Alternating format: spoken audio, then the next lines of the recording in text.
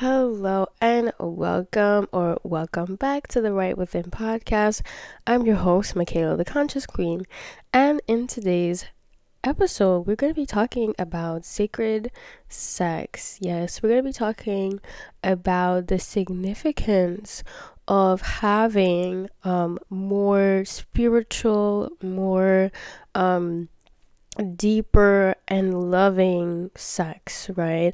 So, not treating sex like just a physical act. I mean, it definitely is, but treating it more so with respect and kind of like a practice of getting in tune with your higher self and getting in tune with whoever it is that you are having sex with, and tapping into their sacred energy as well.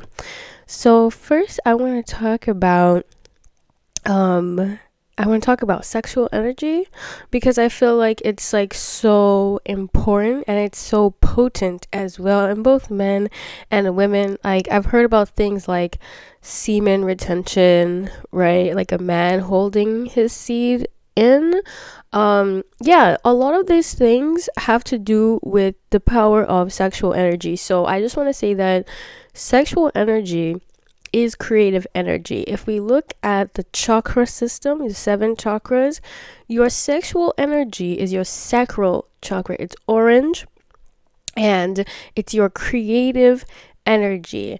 This is why I think in Grow Rich, the author, Napoleon Hill, he talks about saving that energy, right? That sexual creative energy, and putting it into something like a business or like school or work or a project that you're working on, or something that you would like to create in this world, right? So, like, it makes sense, right? Usually people have sex to create like children, right? A life. But you don't have to, right? It doesn't have to be for a child, but that's basically the basis of sex, right? It's a creative process, right? So I first wanted to preface saying that because I want you guys to understand how powerful this energy is and why you need to treat sex as something that is sacred. And we're going to talk about tantra. We're going to talk about tantra practices and the Kama Sutra as a way to connect deeper to your partner or whoever it is you are wanting to having sex with, right? So right, I explained that sex isn't just like a physical thing, right? It's an energy, it's a creative kind of act, right? So this is where Tantra comes in and the Kama Sutra comes in, because it allows people to connect not only just physical level, but emotionally, mentally, spiritually, right? And like on different levels, right? So during tantra and like the Kama Sutra, if you guys don't know what that is, Kama Sutra is a Hindu text. It was created by somebody named Vatsyayana, and it was just a way, or like a guidebook of multiple sex positions that enhance love and connection with you and your person. So yeah, so that's why I want to talk about it, because it's gonna help a lot of people, right? Because I feel like porn, excuse me, I don't know if I can say that, but like adult movies, I feel like the adult movie industry makes normal people feel like they have to put on a show during their intimate moments, and that's just not the case, right? Most people don't have sex that way.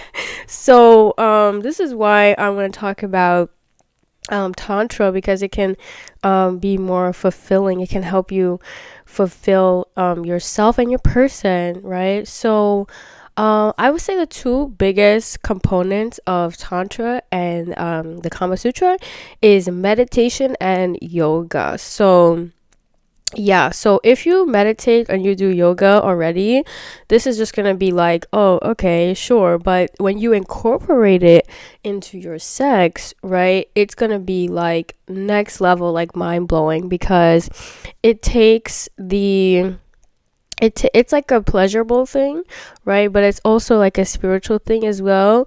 You kind of feel, I guess, obviously pleasure and just more connected to your person, to the moment, to each other's like bodies, not just in the physical realm but in the spiritual realm as well. So maybe like utilizing some sort of meditation with your person before you guys begin to have sex, right? Or setting an intention. Also, this is use of like candles and things like that, lighting candles. um Also, this is really good because it just like allows people to humanize their person, right? So instead of treating who you're having sex with as an object, you treat them as a person who has emotions and feelings, and someone who is not just there to fulfill your pleasure, but someone who deserves pleasure as well. Okay, so that's what I was talking about, like the candles and the meditation, and also the yoga. So the yoga kind of helps, obviously, like your range of motion during sex, but it also helps, I guess, connect on the spiritual level, because in Hindu and Eastern cultures, yoga helps people connect spiritually. So when you bring that aspect into the bedroom, it's like next level. You know what I'm saying? So yeah, and there are some people who have reported to have like multiple orgasms this way, by incorporating these positions, and also deep breathing and intense eye contact, and things like that.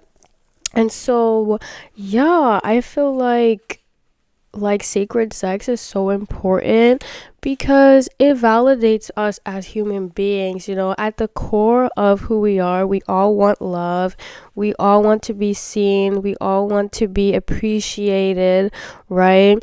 And I feel like adult industry doesn't leave much room for that. They kind of see it as like a pleasure, just a pleasure thing or physical thing, but it's way more than that. So, I feel like to enhance your sex and make it more sacred, I would say really only have sex with people that you like, because, like, if you have sex with someone you don't like, it literally depletes your aura. So I would say only really have sex with people that make you feel good, or you have some sort of attraction to them, or else it's really not going to be that great, you know? So that's a number one. Number two, make sure that you are working on yourself mentally, physically, spiritually, emotionally, right? So when you arrive to the bedroom, it's not just like, you know, a it's not just like a superficial thing, right? You're a whole complete person with another whole complete person, and the two of you are kind of creating art with your bodies. I love to say this because it sounds really woo woo, but it's really not. Like, you're creating art, right? Like sex, we all know sex is a very creative process anyway. So you're creating art with each other's bodies, basically.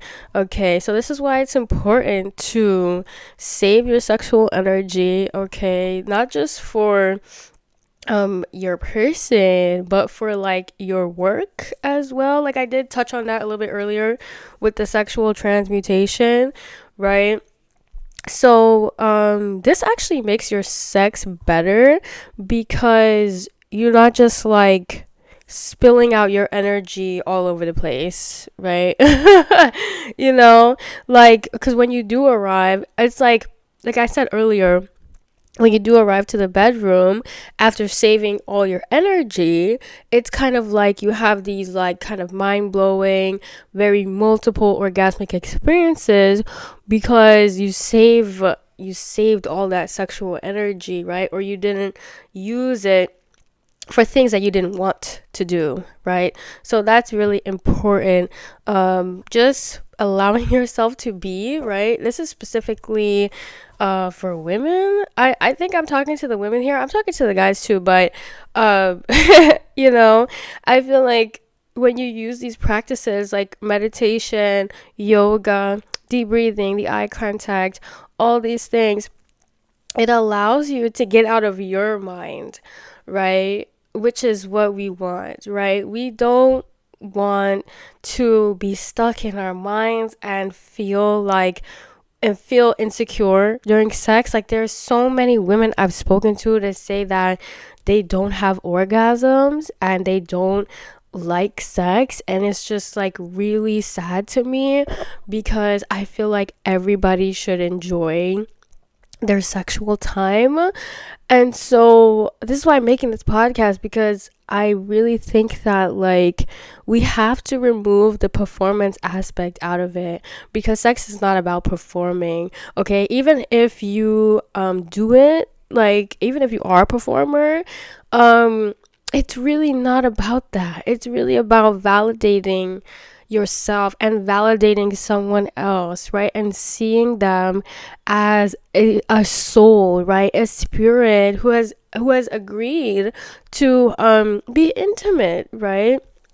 And so this is what creates the love, right? This is what creates the compassion. This is what creates the connection, right? Because we're looking beyond the surface. We're not just focusing on bodies coming together, like just two bodies. Like, no, it's more than that, right? So I just want you guys to be conscious of this when you are choosing a partner, choosing someone to have sex with, because you don't want to just be seen as a body, because you're not. You have a soul. You are brilliant and intelligent, and you have so much love, right? You deserve the love and to give it, right? So I feel like that's the main point of today's podcast, right?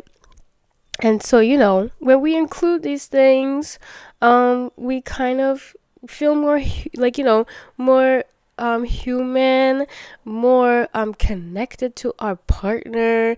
There are tons of people who do like Kama Sutra and meditation and like that nice, like deep enveloping of their person, of the moment, and they feel so much better after, and they feel like, oh my gosh, like I know my person on a whole another different level, all because, you incorporated those little things into the bedroom. So yeah, overall, I feel like using these practices, Kama Sutra and Tantra, it can increase your pleasure and decrease the pressure of needing to perform and needing to like do more than what you want, right?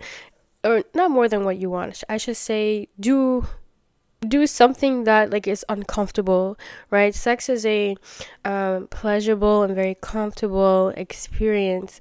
So that's what I mean. It can take this pressure off, of trying to kind of do too much, right? The point is you do as much as you want or as little as you want. It depends on the person, right? And also it can help you get more connected to your person, feeling more in love with them feeling more in love with you, more connected, more at peace, right? A big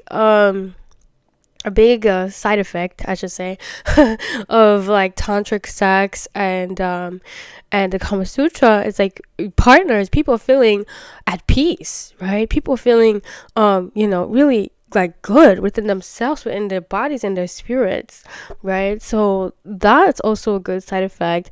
And it also increases your health, right? Your physical health, your spiritual health.